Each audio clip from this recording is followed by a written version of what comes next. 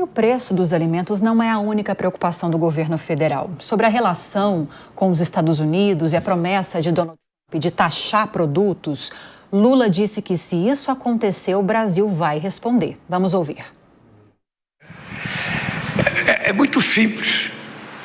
Se ele taxar os produtos brasileiros, haverá reciprocidade do Brasil em taxar os produtos brasileiros. Taxar os produtos que são exportados para os Estados Unidos é simples, não tem nenhuma dificuldade. Veja, eu já governei o Brasil com um presidente republicano, já governei com um presidente democrata, e a minha relação é sempre a mesma.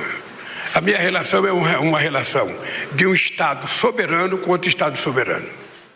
Agora, Luana Tavares, Lula vai em cima da questão da reciprocidade. Se os Estados Unidos taxarem o Brasil nas importações brasileiras, o Brasil fará o mesmo, também vai taxar os Estados Unidos. O problema é que quando a gente briga com alguém de igual para igual, precisam ser iguais. E nessa disputa, a gente sabe quem sai ganhando, né? Exatamente, Lívia. Não é uma briga fácil, ela é inglória para o nosso lado, sem dúvida. E aqui, como brasileira, já me coloco nessa posição também de cidadã e com preocupação ouço essas declarações e a forma como o próprio governo está lidando, caindo, na verdade, numa armadilha política. Porque aqui a gente não está falando sobre a taxa, né? O Trump colocou o Brasil junto a outros países que taxam muito e que, enfim, precisa reestabelecer o equilíbrio dessa relação, mas, na verdade, ele só fala sobre política e sobre posicionamento. Se o presidente Lula não prestou atenção nisso e não conseguiu entender essas entrelinhas, ele realmente está num problema muito grande, porque essa frase tem tudo a ver com 2026. Com a forma como o governo Trump já está se posicionando com os países aliados, né? O Brasil era um país mais próximo e aliado aos Estados Unidos na época de Jair Bolsonaro, agora ele está mais próximo de Milei, que tem um alinhamento mais fino ali, né? Mais próximo ideologicamente falando. Então, é um posicionamento que coloca o Brasil junto a outros países que são países contrários, inclusive as relações do Brasil com esses países levam Donald Trump, né? China, Índia, enfim, países que ele acredita que são países que taxam muito ou que não estão em acordo com aquilo que ele acredita para a economia americana.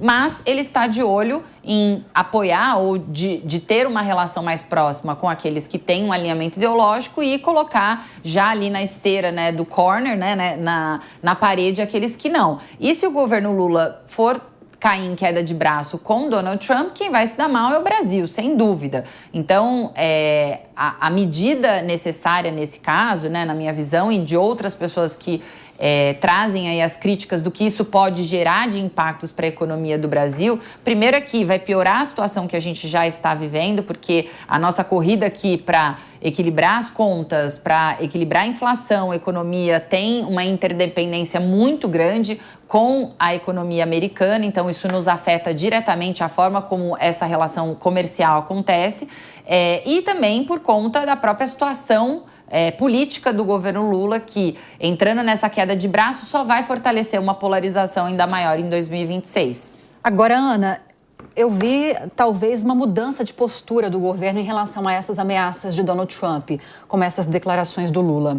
Porque até ontem, pelo menos, sempre a postura era de cautela, de prudência, porque até agora Trump está ameaçando. Não existe um decreto, não existe uma lei, não existe uma ordem executiva para que haja essa cobrança extra na importação de produtos brasileiros. Então, sempre estava sendo essa postura. Vamos aguardar para não gerar mais ruídos e piorar a relação com os Estados Unidos, que é boa hoje em dia. Pragmatismo, né? Eles falam.